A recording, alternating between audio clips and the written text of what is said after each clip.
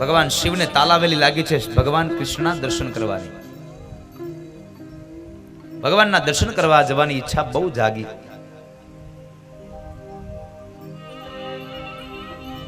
અને એ સમયે ભગવાન શિવ વિચાર કરે, હું કેમ જાઉં? હું જાઉં પણ ત્યાં મને દર્શન કેમ થાય? આટલું નાનું બાળક છે, કઈ આંગણામાં શેરીઓમાં તો કઈ રમતું હોય નહીં. હવે ઘરમાં હોય, હવે ઘરમાં મારે જાવું તો મારે કેમ જાવું? એટલે ભગવાન શિવ વિચાર કરે છે, પણ જવું તો છે જ.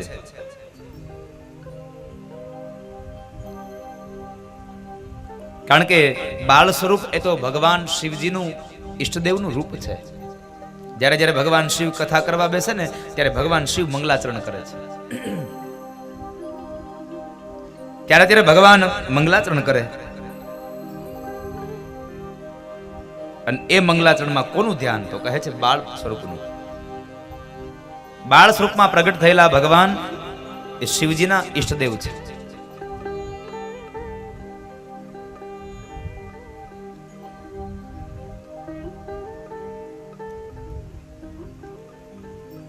ભગવાન શિવ નક્કી કરે જવાનું. એ સમયે નંદિયાદી ગણો આવ્યા છે. નંદિયાદી ગણો એમ કહે છે, પ્રભુ અમને હારે લેતા જાઓ, અમારે જોવું છે, અમારે ભગવાનના દર્શન કરવા છે. ભગવાન શિવ સમજાવે છે, નંદી બધા સાથે જશું, કોઈને દર્શન નહીં થાય, એટલે તમે થોડી વાર રાહ જુઓ, પેલા હું જઈ આવું, પછી હું તમને માર્ગ બતાવી દઉં, એ માર્ગે જાજો. હજી નંદિયાદી ગણોને સમજાવે ને ત્યાં બરાબર શેષ નાગ આવીને ઉભા રહ્યા. શેષ નાગ આવ્યા અને એ શેષ નાગ ભગવાન શિવને કહે છે, પ્રભુ મને હારે લેતા જાઓ. ભગવાન એને સમજાવે છે, શેષ તમે સમજો, બધા સાથે જશું તો કોઈને દર્શન નહીં થાય, તમે સમજો. નંદિયાદી ગણો માની ગયા પણ શેષ ન માન્યા. શેષ કહે છે, પ્રભુ તમારે જે કરવું હોય તે કરો, પણ મને હારે લેતા જાવ, કારણ મારે ઈ જોવા આવવું છે કે જે નારાયણ મારા શરીરની પથારી કરી અને દરિયામાં સૂવે છે, ઈનો ઈ નારાયણ આજ ઘોડિયામાં કેવો લાગે ને મારે જોવા આવવો છે. મારી પથારી કરનારો માણસ કેવો લાગે છે, ઘોડિયામાં પારણિયામાં કેવો લાગે, ઈ મારે જોવો છે. મને દેખાડો, મને સાથે લઈ જાઓ. ભગવાન શિવ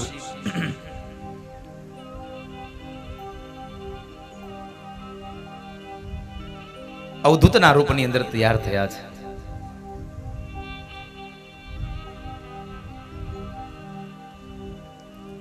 ગોકુળની ગલીઓમાં ગયા છે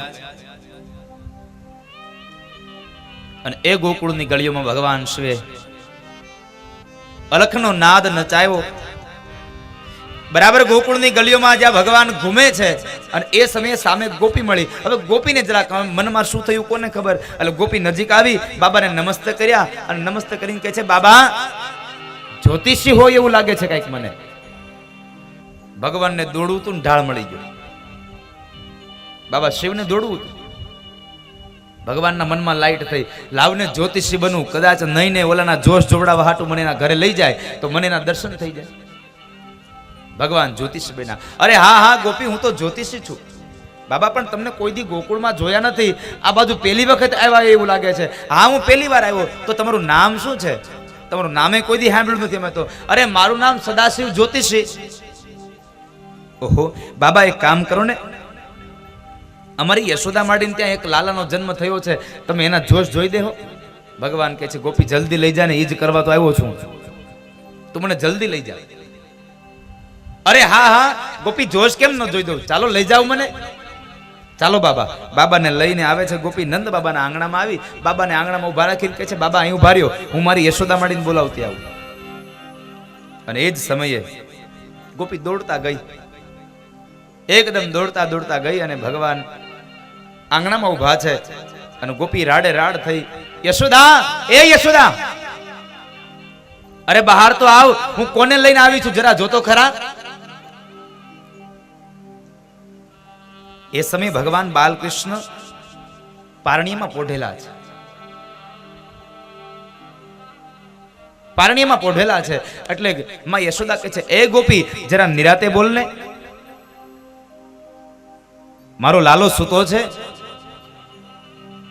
એ જાગી જશે. આટલી બૂમાબૂમ શાની કરે છે તું?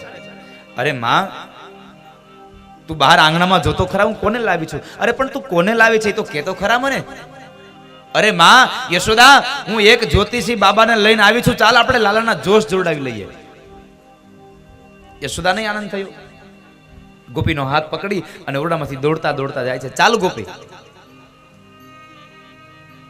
જ્યાં બરાબર ઓરડામાંથી બહાર નીકળ્યા, ઓસરીમાં આવ્યા અને ઓસરીની કોર નીચે ઉતર્યા અને જ્યાં બાબા સામું જોવે ને ત્યાં તો માની આંખો ફાટી ગઈ.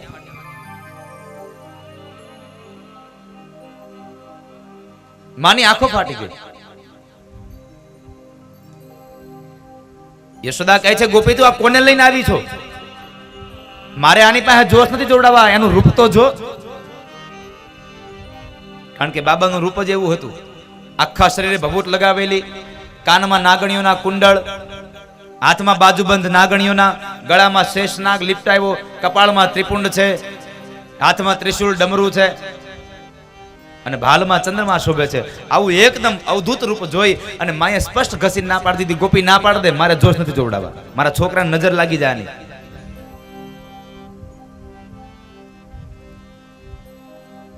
ગોપી કહે છે, કામ કરો માં, હું બાબા ના પાડી આવું, પણ તમે થોડીક એને દક્ષિણા આપી દો, થોડીક ભિક્ષા આપી દો, એટલે બાબા હમણાં વ્યા જાય. ગોપી આવીને બાબાને ના પાડી, બાબા અત્યારે અમારે જોશ નથી જોડાવા, કારણ અમારા યશોદા માડીનો દીકરો સૂતો છે, એટલે અમારે જઈ જોશ જોડાવા છે ને ત્યારે તમને બોલાવી જશું, અત્યારે અમારે જોશ નથી જોડાવા. ભગવાન કહે છે, એક યુક્તિ મળી હતી એ નિષ્ફળ ગઈ. સાહેબ એક યુક્તિ મળી હતી એ નિષ્ફળ ગઈ. હવે ભગવાનના દર્શન કેમ થશે? અને એ સમય યશોદા આવ્યા છે, સોનાનો થાળ ભરીને લઈને આવ્યા.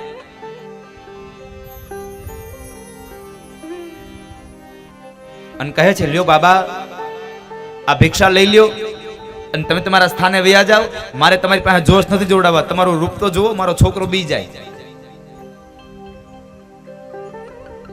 ભગવાન કહે છે, અરે માં, તમે આમ આટલા સોનાના થાળ ભરી ભરીને લાવો, પણ આ ભિક્ષાને મારે કરવી શું? મારે રહેવું છે એને ડુંગરાઓમાં, પર્વતોમાં રહેવું, મારે સ્મશાનમાં. હવે મારે આ ભિક્ષાને કરવી છે હું? મારે આ ભિક્ષા ન જોઈએ. અને એક વાત કહું યશોદા, તમે આમ સોનાના થાળ ભરી ભરીને લાવો ને એમાં કઈ નવાઈ નથી, કારણ કે તમારા ઘરમાં ખજાનો જેટલો ભેળ્યો છે. અને સૌથી મોટી વાત કહી દઉં તો તમારા ઘરનો સૌથી મોટો ખજાનો હજી ઘોડિયામાં પડ્યો, એને બહાર લઈ આવો. ભગવાન શિવ વિચાર કરે છે, યશોદાને ખબર નથી હું શું કામ માટે આવ્યો છું. લાવને એને સ્પષ્ટતા કરીને કહી દઉં કે મારે તારે આ સોના મોહરની જરૂર નથી, મારે તારે આ દક્ષિણાની નહીં, મારે તો તારા છોકરાના દર્શન કરવા છે.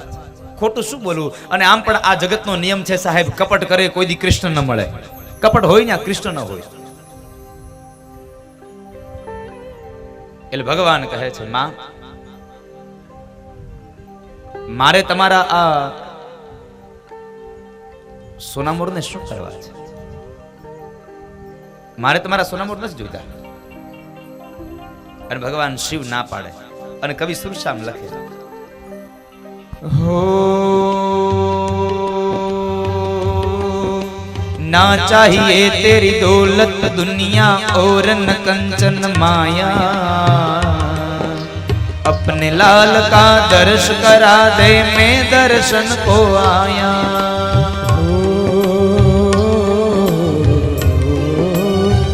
चाहिए तेरी दौलत दुनिया और न कंचन माया, अपने लाल का दर्शन करा दे दर्शन को आया. ना चाहिए तेरी दौलत दुनिया और न कंचन माया, अपने लाल का दर्श करा दे, मैं दर्शन को आया। न चाहिए तेरी दौलत दुनिया और न कंचन माया, अपने लाल का दर्श करा दे, मैं दर्शन को आया। नगर में जोगी आया, सब है तेरी माया, यहाँ कर अलख जगाया। यशोदा के घर आया, भेद कोई समझ न पाया। सबसे बड़ा रे तेरा नाम, भोलेनाथ भोलेनाथ भोलेनाथ भोलेनाथ भोलेनाथ। બાબાએ ના પાડી દીધી, માં મારે તારી ભિક્ષા નથી જોઈતી, મારે તો તમારા છોકરાના દર્શન કરવા છે, મને તમારા છોકરાના દર્શન કરાવી દો એટલે હું વયો જાઉં। अपने लाल का दर्श करा दे, मैं दर्शन को आया। આ શબ્દ સાંભળ્યો અને સાંભળતાની સાથે જ માં યશોદા કહે છે, બાબા સાંભળો, તમારે આ ભિક્ષા લેવી હોય તો ભલે અને ન લેવી હોય તો ભલે, મારો છોકરો બહાર આજે નહીં આવે ને કાલે નહીં આવે, મારા છોકરાને જોવા નહીં મળે, જવા દો।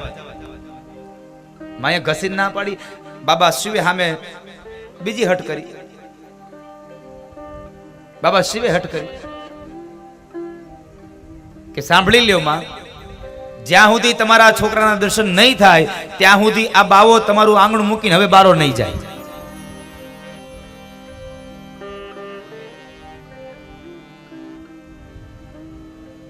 આંગણું મૂકીને બારો નહીં જાય।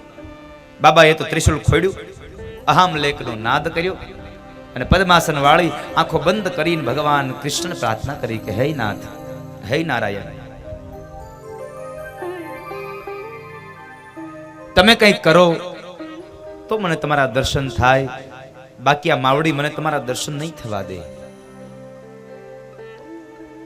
ભગવાન શિવે પ્રાર્થના કરી અને પારણિયામાં પોઢેલા ભગવાન બાલકૃષ્ણએ આ પ્રાર્થનાને સાંભળી છે। બાલકૃષ્ણએ આ પ્રાર્થના સાંભળી એટલે ભગવાને શું કર્યું, ભગવાન એકદમ જોર જોરથી રડવા લાગ્યા એટલે માં યશોદા એકદમ દોડતા ગયા છે। દોડતા જઈ ભગવાન કૃષ્ણને બાલકૃષ્ણને પોતાની ગોદમાં લઈ પૈપાન કરાવે, પણ ભગવાને દૂધ ન પીધું, ભગવાને પેટ ન ભર્યું। વળી માએ એને